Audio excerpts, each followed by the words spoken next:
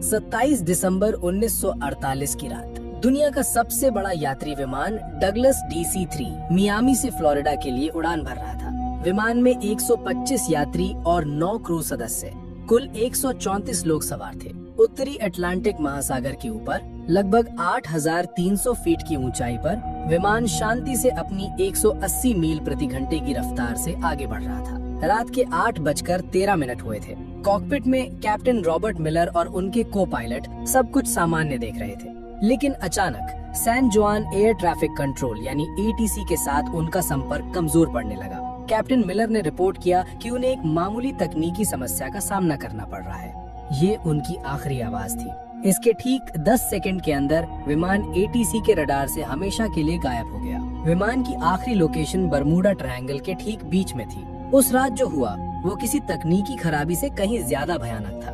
विमान दुनिया की सबसे रहस्यमयी जगह बरमूडा ट्रायंगल के एक ऐसे बवंडर में फंस गया था जिसके बारे में किसी ने न कभी सुना था न कभी देखा था। पलक झपकते ही विमान के अंदर चीख पुकार मच गई।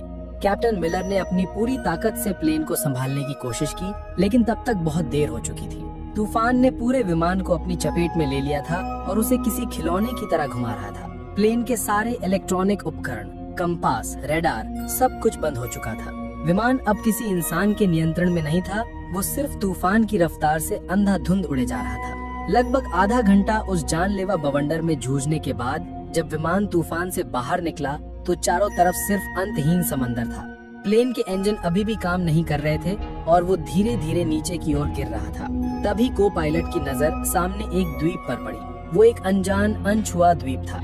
सबको पता था कि उनकी मौत बस कुछ ही पलों की दूरी पर है। विमान उस द्वीप पर मौजूद एक विशालकाय पुराने पेड़ से जा टकराया। पेड़ की सैकड़ों मोटी डालियों ने विमान को किसी जाल की तरह अपने अंदर फंसा लिया और यही वो चमत्कार था जिसने 134 लोगों की जान बचा ली। विमान के पेड़ में फंस जाने से यात्रियों की जान तो बच गई, लेकिन ये एक दर्दनाक शुरुआत थी। विमान के अंदर से कराहने और रोने की आवाजें आ रही थी। कैप्टन रॉबर्ट मिलर, जिनका सिर एक पैनल से टकरा गया था, होश में आते ही हरकत में आ गए। उन्होंने तुरंत लोगों को शांत कराया। विमान में सवार एक retired army doctor Evelyn read ने बिना समय गंवाए घायलों की देखभाल शुरू कर दी। कुल 10 लोग गंभीर रूप से घायल थे। किसी का हाथ टूटा था, किसी का पैर, तो 2 लोगों के सिर पर गहरी चोटें आई थी। बाकी सभी लोग सदमे में थे लेकिन सुरक्षित थे। जब सब धीरे धीरे विमान से नीचे उतरे तो उन्होंने महसूस किया कि वे कहाँ आ फंसे हैं। ये एक ऐसा द्वीप था जो किसी नक्शे पर मौजूद नहीं था। चारों तरफ घना जंगल, अजीबोगरीब पेड़ पौधे और एक अनजानी खामोशी थी। सबसे पहली और सबसे बड़ी चुनौती थी पानी। हर कोई प्यासा था, लेकिन पूरे द्वीप पर दूर दूर तक किसी नदी, झरने या साफ पानी के स्रोत का कोई निशान नहीं था।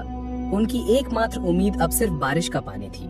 कैप्टन मिलर ने अपने अनुभव का इस्तेमाल करते हुए लोगों को समूहों में बांटा। एक समूह को विमान के मलबे से खाने पीने का सामान, दवाइयाँ और काम की चीजें निकालने का काम सौंपा गया। दूसरा समूह कैप्टन के साथ मिलकर रात गुजारने के लिए एक अस्थायी आश्रय बनाने में जुट गया। उन्होंने विमान की टूटी हुई सीटों, धातु की चादरों और बड़े बड़े पत्तों का इस्तेमाल करके एक काम चलाऊ छत तैयार की जो उन्हें रात की ठंड और संभावित बारिश से बचा सके। उस पहली रात जब वे एक दूसरे से सटकर बैठे थे तो उनके दिलों में एक ही सवाल था, क्या कोई उन्हें ढूंढने आएगा? क्या वे कभी इस अनजान जगह से बाहर निकल पाएंगे? दूसरे दिन की सुबह एक नई चुनौती लेकर आई, भोजन की कमी और आग जलाने की तकनीक। विमान से जो थोड़ा बहुत खाना मिला था वो ज्यादा दिन नहीं चलने वाला था। उन्हें द्वीप पर ही भोजन खोजना था, लेकिन कौन सा फल जहरीला है और कौन सा खाने लायक, ये जानने का कोई तरीका नहीं था। इसी कोशिश में एक अधेड़ उम्र के व्यक्ति ने एक अनजान फल खा लिया और कुछ ही घंटों में उसकी तड़प तड़प कर मौत हो गई। ये द्वीप पर हुई पहली मौत थी जिसने सबको अंदर तक हिला के रख दिया।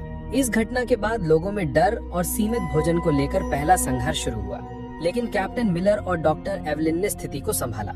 उसी शाम एक किशोर लड़के ने, जिसे विज्ञान में रुचि थी, अपने चश्मे के लेंस का उपयोग करके सूरज की किरणों को सूखी पत्तियों पर केंद्रित किया। घंटों की मेहनत के बाद पत्तियों से धुएं की एक पतली लकीर उठी और फिर एक छोटी सी लौ जल उठी। आग। ये उनके लिए किसी जीत से कम नहीं थी।